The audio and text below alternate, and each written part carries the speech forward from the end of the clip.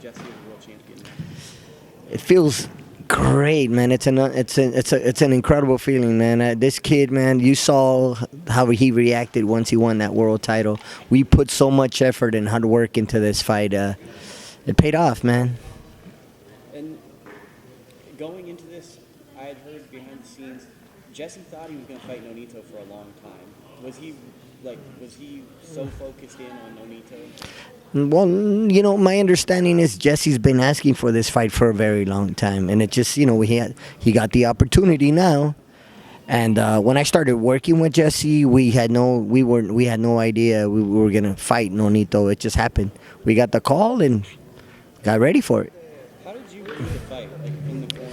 Because we didn't get to hear the commentary during the coaching. How were you assessing where he was at in the fight? You know what? It wasn't. Some of those rounds were close, and I told Jessie, listen, if you want to be a world champion, man, you have to take it to the champ. He did a great job counterpunching, setting him up. He did a great job with the battle of the hooks, man. I think we won the battle of the hooks tonight. So, and we beat the best fighter, the best 122 fighter in the world, man, with Nonito Donaire. Not only that, but, pound for pound, one of the best in boxing, and he's definitely going to go into Boxing Hall of Fame. Yeah, I noticed that right hook seemed to be like you trained that a lot. Definitely. Was that the game plan? Absolutely. That was part of the game plan. Absolutely. Jessie was a great job defensively, footwork, and making him miss. And that was part of the plan was to make him miss and come back with that right hook and being able to maintain that foot on the outside and controlling the pocket and controlling the center of the ring. And then I always got to ask you about Oscar because I think you two are synonymous. Thank you, man. Oscar Valdez, I think Manny Robles, Thanks a lot, man. He had an awkward opponent. He even said the guy was awkward. Yeah, game fighter, man. These Japanese fighters are game, man. They got a chin, they got heart. They're always in great shape. That's one thing I know about Japanese fighters, man.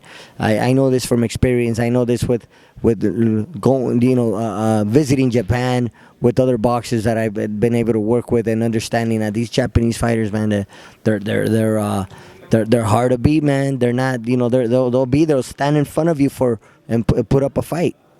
And I know a lot of people, because you get a lot of these boxing fans, if they've never seen a guy on their TV screen, they'll go, oh, that guy's not good. Well, he could be really, really good. You just never have seen him. Correct. Unless you follow boxing, unless you understand the game, you got to respect every single fighter that steps into that ring, man. They deserve nothing but respect. Why? Because Sawa put his life on the line. He took a beating and he's putting his life on the line. The guy took a lot of punishment and he was still there in front of Oscar, not quitting. Oscar basically told the guy that he fought tonight, it's just boxing. Yeah, it's correct. Great fighter.